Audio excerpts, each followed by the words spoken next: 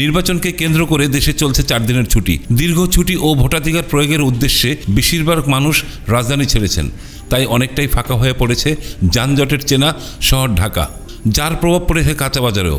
সাপ্তাহিক ছুটির দিন শুক্রবার রাজধানীর বিভিন্ন এলাকার বাজার ঘুরে দেখা গেছে সবজি, মাছ ও মুরগির দাম কিছুটা বাড়তি, কিন্তু সবচেয়ে বেশি বেড়েছে কাঁচামরিচের ঝাল। যারা অসাধু ব্যবসায়ী তারা তো সুযোগ নিবেই, যাদের করার তারা করছে, আর এদের সংখ্যাই বেশি। তবে কিছু কিছু আছে যে জেনুইন ব্যবসায়ী, তারাও ঠিক দামটাই রাখছে। আমরা তো আশা করি যে সব কিছুর দাম রিজনেবল প্রাইসেই চলে আসুক, এটা আমাদের জন্য ভালো। শুক্রবার দিন বরাবরই দাম একটু বেশি থাকে, আজকেও একটু বেশি, তারপরেও চেষ্টা করছি কোথায়। এটা ভোটের প্রভাবের কারণে আমার মনে হয় না, কারণ কিছু অসাধু ব্যবসায়ী এটা সুযোগ নেয়, কিন্তু তারপরেও শুক্রবার দিন এমনিও আমাদের এখানে বাড়তি দামই দেখা যায়। কাঁচা বাজারে বেশিরভাগ সবজির দাম বেড়ে নতুন আলু বিক্রি হচ্ছে 20 থেকে 30 টাকায়। মৌসুমের পেঁয়াজ বাজারে আসা শুরু করায় 40 থেকে 50 টাকা বিক্রি হচ্ছে।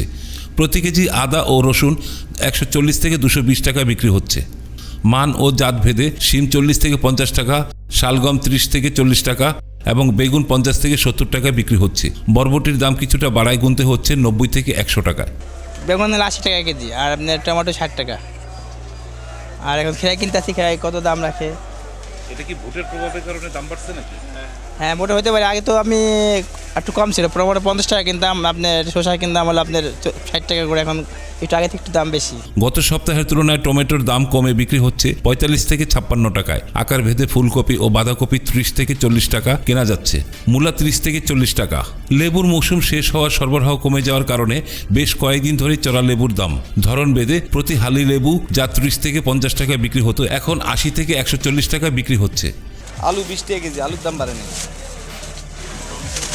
টমেটো 60 টাকা কেজি, একটু বাড়তি।